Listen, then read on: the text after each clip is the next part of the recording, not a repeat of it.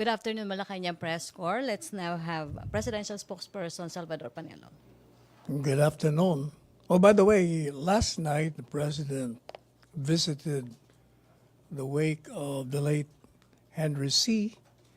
at about past 10 p.m. He stayed there for 2 hours. He paid his last respects to the late tycoon and talked with the siblings headed by Mrs. Tessie C. Coson. He was accompanied by our good friend Bongo, who is headed obviously for the Senate. From what I observed from the response he was getting from the people there,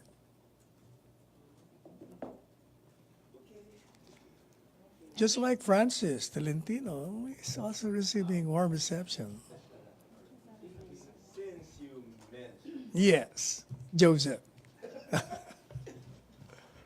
Sir, ano ba yan? Slate na ba ni Presidente yan? Wala naman siya sinabi. Mm. But what I know is he's endorsing them every time he has an opportunity to do so. Anybody else, sir? So far, yun lang narinig ko mga pangalan. Sino ba po? Si Bongo, Francis Tolentino, and the former PNP chief, De La Rosa. Will the President will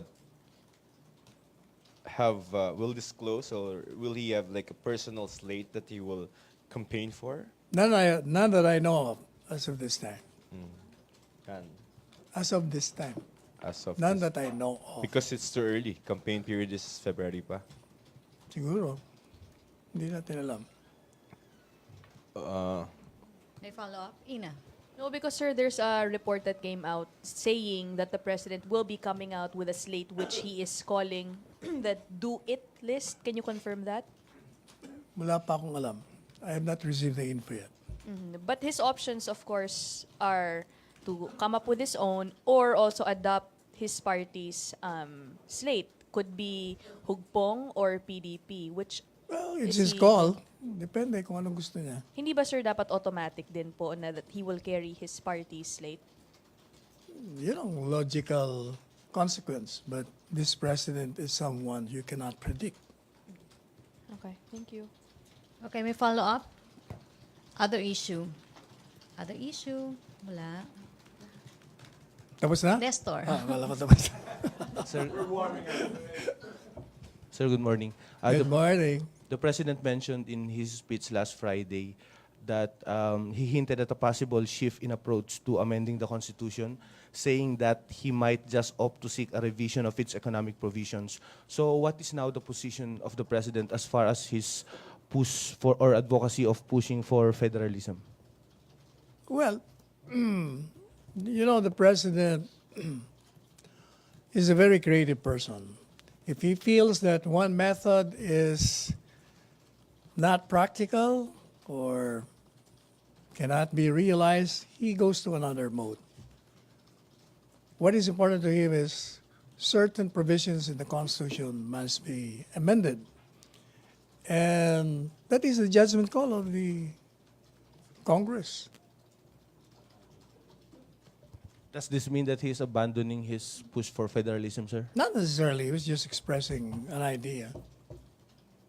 So it depends how members of Congress would take it. What made the President think, sir, that it's very difficult for his government or for this administration to pass federalism or to push federalism, considering he has many allies in Senate and in the lower house? Perhaps what he is saying is that it takes too long for Congress to act on it. You must remember that he has been advocating for a revision of the Constitution at the inception of his presidency. And Congress knew that. But Congress hasn't taken serious moves to make it a realization. RJ? Sir, is the president's change of mind, is it not because of he realized that Congress is not supportive of CONCOM's draft on federal constitution? Could be. He's expressing an idea. As he tells us, he's fond of shaking the trees. So maybe he wants reaction from those who would want to respond to his idea. Follow up, Ina. And then Bernadette. Just one. Can you give us, sir, maybe details on what economic provisions he may consider or he wants amended? He mentioned during the campaign about the entry of foreign investments. There is so much restriction. He wants to liberalize that. What else, sir? Meron pa po ba? That's what I have been hearing during the electoral campaign. Okay. Thank you, sir. Okay, Bernadette. Sir, did the President mention any particular sector po that he wants to liberalize po? Yun na nga, yung sa foreign entry. Yes, yes. But what particular industries or... Wala naman siyang binanggit. Okay. But sir, does this mean po that the President is not happy with the turnout of the House Draft Charter po, particularly the Arroyo sponsored draft constitution po? He didn't say so, but what he wants is that the Constitution be amended the soonest. So, ibig sabihin, sir, the President has lowered his sights po regarding his push for federalism po. Hindi naman. Gusto niya ngang madaliin na eh. Pero he's not alone. It's Congress. Congress has to do something about it too. So, sir, is the President expecting the revival of federalism push after the elections po, sir? I think so, yes. So, is the elections getting in the way for Congress po to act on it po? Now we have to ask Congress why it's moving slow. Thank you, sir. Ace Romero. Sec, given the recent realities, the delay in the budget, the issues about the present draft, how optimistic is Malacañang that Congress will pass federalism within the President's term? Well, it is. The President is optimistic that it will because he knows that federalism will help the development of this country. It's a matter of, I think, time on the part of Congress to do it. So you think federalism should be an election issue during the midterm polls? Whether or not that will be an issue will depend on the candidates themselves. They will raise it as an issue. Do you want to hear debates about federalism during the campaign? Come again? Do you want to hear debates and discussions about federalism during the Me? campaign, the Malacañang? Well, the palace cannot have control on the issues that will be raised by any candidate running for the Senate. So it will just wait for these candidates to raise whatever issue they want that the electorate would be interested in. Thank you, Sec. Questions, MPC.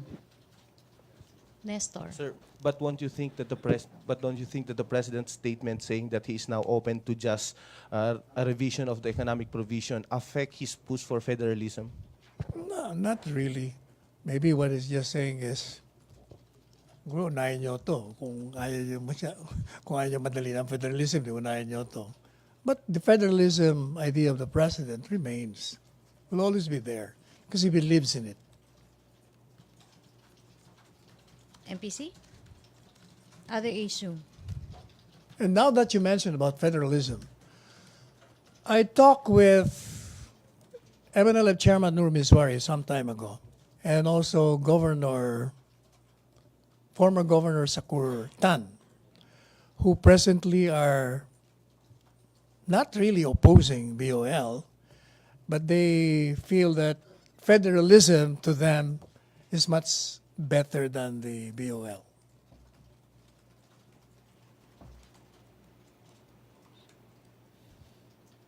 MPC. Questions? Joseph. Joseph? Sir, do you have a 9-year-old apo?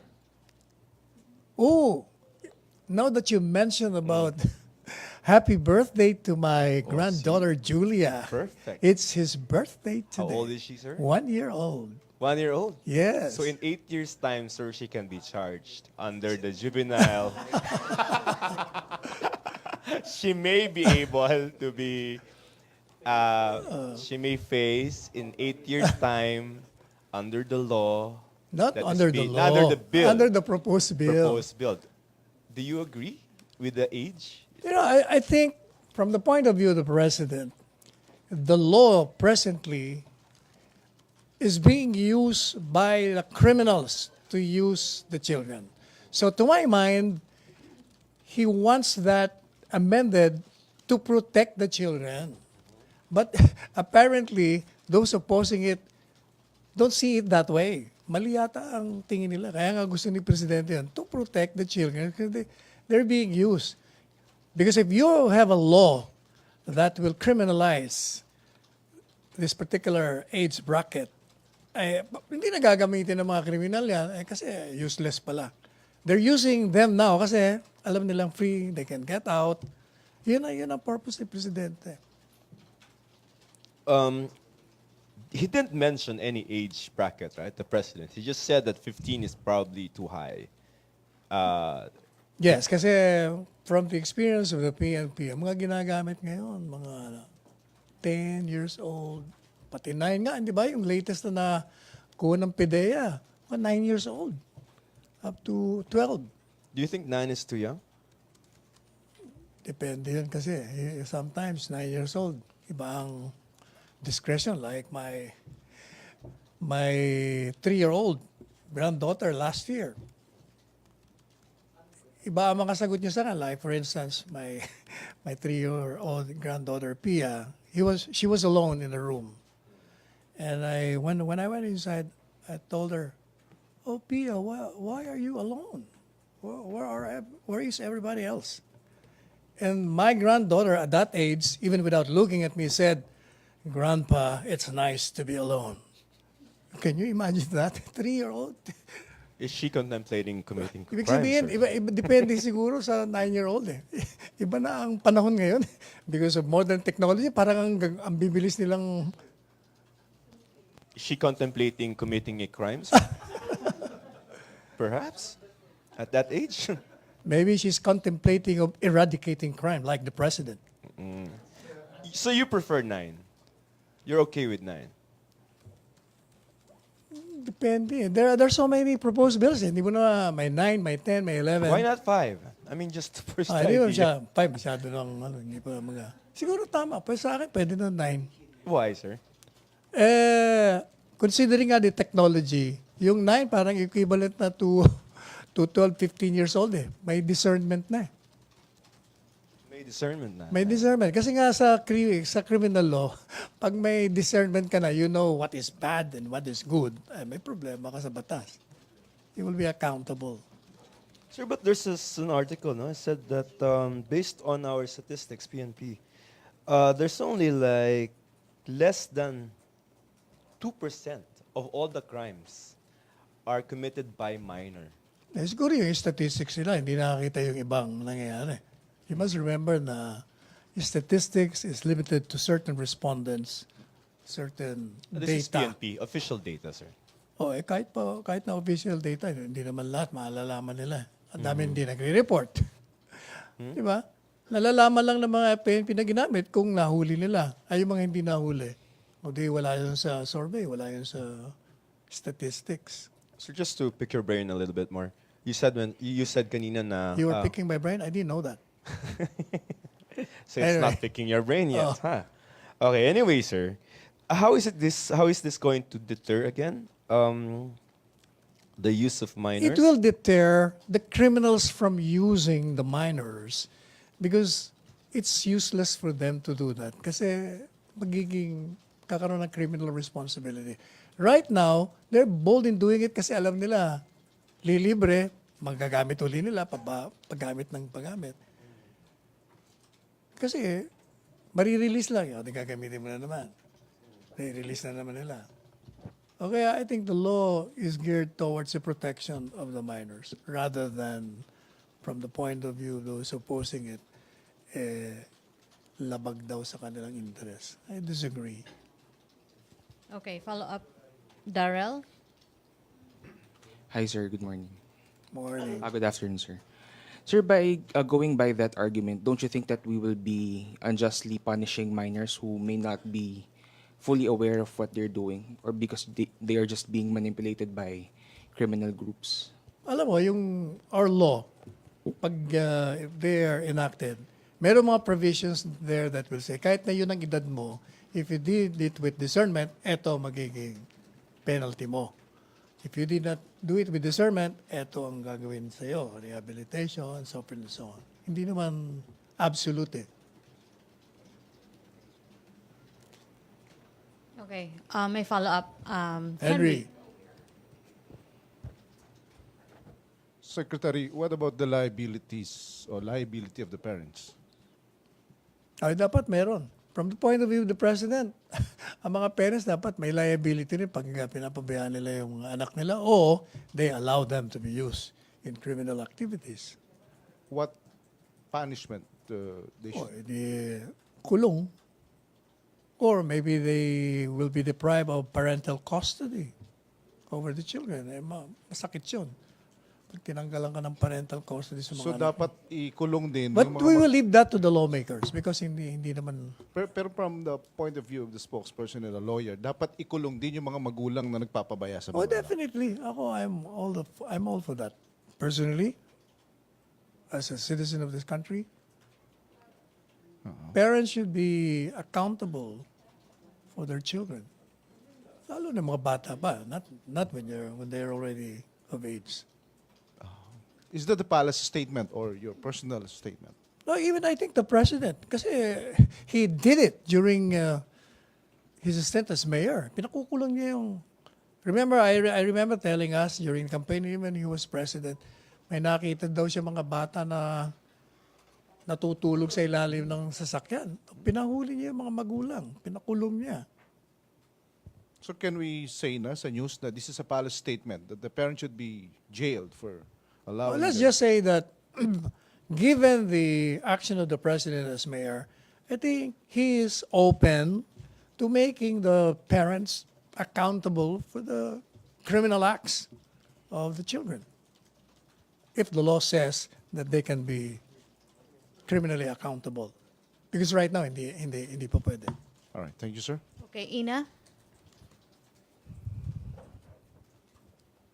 Sir, what is the President or Malacañang's basis why it is supporting this measure, which again specifically lowers it to the age of 9? Because you were saying earlier, di ba, you think mayroon ng discernment yung bata. UNICEF, however, is saying that the brain of a child only matures at around 16 years old, and the group is also asking if lawmakers would insist that pag 9 meron ng discernment, bakit ang pagpapakasal, they have to do this 18? The theory of the president is this. The present criminals are the very minors that were used by the criminals. The present criminals ngayon, yung mga bata, in other words, lumaki na sila na gano'n ang ginagawa nila sa krimen. Kasi nga palagi silang nare-release eh. Nahuhuli sila, i-release, so they commit another crime, hanggang nasanay na sila mag-commit ng crime. Kaya, yan ang mga bagong kriminal, bagong henerasyon ng kriminal. Kaya he wants to protect them na nga. That's why he calls the Pangilinan law stupid law. Because it created a generation of criminals. MPC, questions? Other issue? Sir, just to clarify, because the question really is why 9, not 12, or not, why 9? Is there a medical, I don't know, a study that would make you believe that 9 is talagang may discernment na yung bata? Paano po ba? Siguro yun ang based on the statistics of the PNP. And as I said earlier, considering the modern technology, mas yung ganong edad mas marami nang alam kaysa yung 10 years ago. Questions? May follow-up? Other issue na? Okay na? Joseph? From a lolo's perspective, sir, hindi talaga siya too young, yung 9. Aling nine? 9, hindi ba siya too young? I mean, can you imagine a kid going to jail because a criminal... As I said, it doesn't Syndicate have to be used. going to jail naman eh. Ay, yeah, sa Kasi bahay nga, pangarap. depende sa provisions ng batas Bahay eh. pangarap. Kasi depende. Kahit na may edad na 9, halimbawa, merong palaging kulatilya eh. If he or she did it with discretion, etong para sa kanya. Pag hindi, eto naman yung sa kanya. So the lawmakers will make a distinction. Yeah, but under the bill, sir, to be fair, after 18 siya i-commit sa regular jail if found guilty, no? But do you think let's take a case, for example, a theoretical case of a kid, 9-year-old kid, that's being used by a drug syndicate to be a courier, no? Or by a Agree parent, yung by a bata. parent. Halimbawa, si Pia, no? Yung apo mo. Biglang nautusan. And then she followed because she didn't know any better, right? She will know. No, I mean, assuming, sir, My PS so intelligent. She will definitely know. So, for example, a 9-year-old Baka being sagutin used ka by niya, a drug excuse syndicate. me, Tito Joseph. I'm not the drug courier. So, sir, anyway, theoretically, no, let's test the idea. A 9-year-old kid was asked by a syndicate, for example, a small-time, drug runner in the barangay, no? Oh, padala mo siya. Ano po ito? Candy. And she does it, no? And then she gets arrested. 9 years old. It's not her fault, is it? Depende. Siyempre depende. If the 9-year-old is intelligent enough and smart enough, siya wala, ano ba ito? Dadalhin ko. If you can prove na alam niya na it's an illegal item, o di may discernment na siya. So still, that justifies Depende pa rin that. sa depende sa circumstances surrounding a particular incident. Hindi naman ganun ang batas. Tinitingnan pa rin ang batas. Ano ba? You cannot just prosecute, or you can prosecute, but it depends on the evidence. So, ang point of contention sa discernment. during Yeah, trial. discernment palagi. But the assumption of the law is that they Kahit are. na even the present law, may discernment palaging pinag-uusapan But pa isn't niya, the 15 assumption years of the old. law? Ha? But isn't the assumption of the law the 9-year-old has the discernment to commit No. crime, so therefore we can prosecute? Depende yun sa batas mismo. And most likely, I don't think na ilalagay nila yun. Kasi yung present law natin, kahit yung 15 na sinasabi, depende pa rin kung he did it with discernment.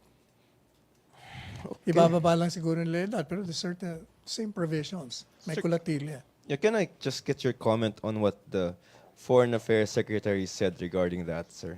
Because he tweeted over the weekend, no? I'm just trying to find it. But because this is a secretary talking about that. And I quote, "Children can commit crimes, but lowering the age when they can be jailed at 9 will have pedophiles panting anxiously for the day they can call prison guards for takeout kids for sodomy. That is the only motivation for lowering the age of criminality to 9. Your comment, please. Well, the Secretary of Foreign Affairs made that statement. He has reasons to believe in what he says. So I'll leave it at that. Tussle. Thank you. Darrell? Yes. Hi, sir. There's this March 2017 Pulse Asia survey wherein Filipinos were, the respondents were asked, only 9% agree that 9 years old should be the minimum age of criminal responsibility, while 15 years old, 55% of the respondents. So, by pushing this proposal, would the president or the Congress, go against the opinion of the Filipinos? That's the call of Congress. It's the Congress that will make the law. The president did not say naman na at particular na, wala siyang sinasabi. Just lower it. So depende na yun. We will not question the wisdom of the lawmakers. Nasa kanila na yun. Okay. Do Joseph, use the microphone, please. That's why we're trying to ascertain where the palace is. Because the president naman didn't say specifically na 9 or 10. Yeah. No? At this point, that's why we're asking, do you think that the president is okay with 9? Because probably too young. As I said again, depending nga sa discernment yun. Kahit na 9, kung may discernment, may problema ka na. Alam na ng bata. Si presidente kaya okay sa 9. Ano na? Si presidente. I'll ask him para sigurado. Oh, well, yeah. Okay. But right now, it Basta gusto niya i-lower. lower. Ilang gusto niya. Lower but not 9. Basta yun na Not sabi yet. niya i-lower. Tatanungin natin para mas eksakto. I'll issue a statement. Okay, MPC, wala nang tanong. RJ? RJ and the riots. Sir, update on the bill forming housing department which was transmitted to the palace on January 16. Meron na po Wala ba, pa sir? eh. Wala pa kaming info. No feedback yet. All right. Thank you. Okay. MPC, wala nang tanong. Okay na? Okay na. Thank you, Presidential Spokesperson Thank Salvador you. Panelo. Thank you, Malacañang Press Corps. Back to main studio sa Radyo Pilipinas and People's Television Network.